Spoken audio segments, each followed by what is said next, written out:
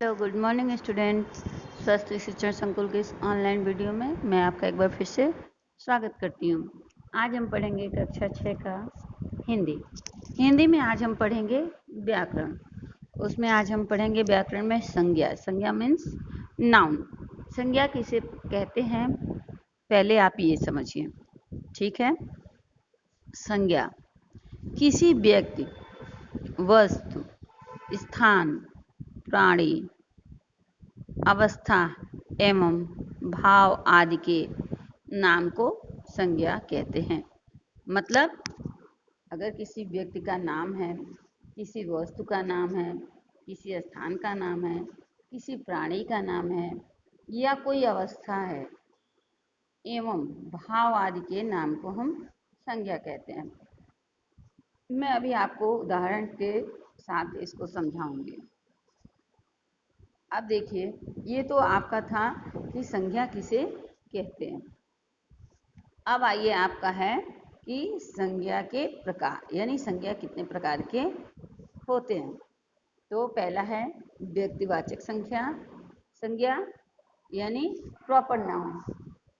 फिर दूसरा है जातिवाचक संज्ञा यानी कॉमन नाउन। तीसरा है द्रव्यवाचक संज्ञा यानी मटेरियल नाउन। चौथा है समूहवाचक संज्ञा यानी कलेक्टिव नाउन। पांचवा है भाववाचक संज्ञा यानी एब्स्ट्रैक्ट नाउन। ये आपको इंग्लिश में भी आएगा। इंग्लिश में संज्ञा को नाउन कहते हैं।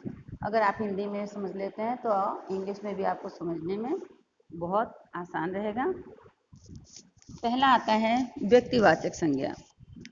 इसमें है जिन संज्ञा शब्दों से किसी विशेष व्यक्ति, स्थान, वस्तु का बोध होता है उन्हें व्यक्तिवाचक संज्ञा कहते हैं। जैसे वस्तु में क्या क्या आएगा? किताब, कुर्सी, टेबल, मेज, कुछ भी ये सब जो है वस्तु है, ठीक है। फिर उसी तरह आप स्थान देखें, स्थान में किसी भी देश का नाम, अहमदाबाद, गुजरात, हरियाणा, राजस्थान, कुछ भी, ये सब क्या है? स्थान यानी जगह के नाम है। अब इसी तरह पर्वत में हिमालय, विंध्य, शिवालिक इत्यादि, कोई भी नाम आ सकता है। इसी तरह है नदी भी आ सकती है, उसमें गंगा, यमुना, सतलुज, ब्रह्मपुत्र इत्यादि। फिर व्यक्ति मतलब कोई एक पर्टिकुलर नाम, जैसे राधा, श्याम, मोहिनी आदि। ये सब क्या है? आपके व्यक्तिवाचक संज्ञा में आते हैं। ये जितने भी हैं व्यक्तिवाचक में, अगर कोई बोल दे कि व्यक्तिवाचक संज्ञा क्या है तो आप ये समझाएंगे। और अगर लिखा रहे और कहा जाए कि आपको इसमें से व्यक्तिवाचक संज्ञा ढूंढ के निकालिए, तो आप क्या लिख सकते हैं? आप उसमें अगर किताब दिया है तो वो भी व्यक्तिवाचक है, कुर्सी दिया हो तो भी व्यक्तिवाचक है, अहमदाबाद दिया हो तो भी व्यक्तिवाचक है, गुजरात हो तो भी व्यक्तिवाचक। लेकिन वो कहाँ पे आएगा? स्थान की जगह पे आएगा, ठीक। हिमालय है, विंध्याचल है, शिवालिक है, गंगा में अब क्या है? गंगा नदी का नाम आ जाएगा।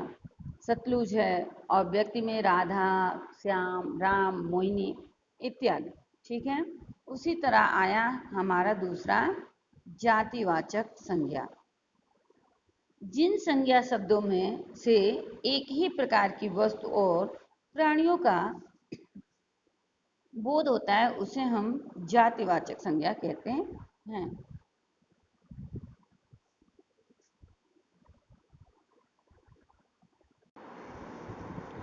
आगे देखिए इसी में क्रमशः, जैसे पर्वत, नदी, पहाड़, लड़का, लड़की, छात्र आदि, ये सब क्या है? हमारे जातिवाचक संज्ञा होता है। इससे किसी पर्टिकुलर जाति का, मतलब पर्वत, नदी, पहाड़, ये सब किसी जाति का बोध होता है।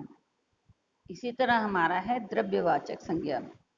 जिन संज्ञा शब्दों से द्रव्यों का बोध होता है उन्हें हम द्रव्यवाचक संज्ञा कहते हैं। जैसे दूध, तेल, पानी, चीनी, चावल, यानी जो भी इस तरह से हमारे द्रव्य का बोध कराते हैं उसे हम द्रव्यवाचक संज्ञा कहते हैं।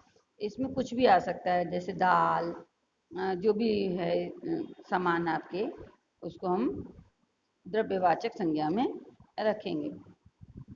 इसी तरह चौथा है हमारा समूहवाचक संज्ञा। जिन संज्ञा शब्दों से जातिवाचक संज्ञा के समूह का बोध होता है उसे हम समूहवाचक संज्ञा कहते हैं। जैसे छात्रों का समूह, यानी क्लास में जब बच्चे बैठे रहते हैं तो हम क्या कहते हैं, कक्षा। कक्षा में क्या होता है, छात्र बैठे रहते हैं। ठीक। सैनिकों का समूह, सैनिकों का समूह क्या होता है, आर्मी होती है, यानी फौजी जिसको आप कहते हैं। गायों का समूह, गाय का समूह अगर जा रहा है तो क्या कहेंगे, देखो वो गाय झुंड में जा रही है।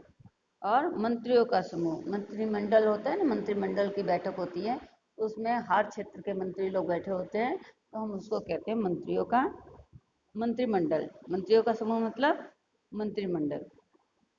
पांचवा है भाववाचक संज्ञा।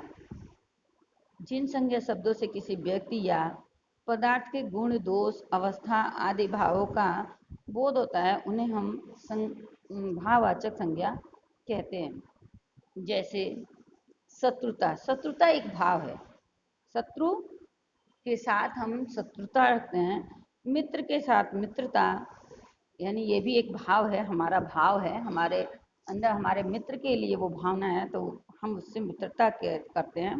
मानवता, मनुष्यता इत्यादि। इसी तरह आपका ये यहाँ पे समाप्त होता है। आगे जब मैं अब आपको लेसन 7 पढ़ाऊंगी उसमें इसी तरह का आपको आएगा। ठीक है, तो उसमें मैं आपको कुछ वाक्य दूंगी जिसमें आप संज्ञा शब्द ढूंढ के निकालेंगे। ठीक है, उसमें ये पांचों जो हैं होंगे, कौन कौन से होंगे, व्यक्तिवाचक संख्या, जातिवाचक संज्ञा और द्रव्यवाचक संज्ञा, समूहवाचक संज्ञा और भाववाचक संज्ञा। सारे संज्ञा से संबंधित उसमें होंगे, उसमें से आपको ढूंढ के निकालना होगा। अब दूसरे वीडियो में हम सर्वनाम पढ़ेंगे। तब तक के लिए जय गायत्री।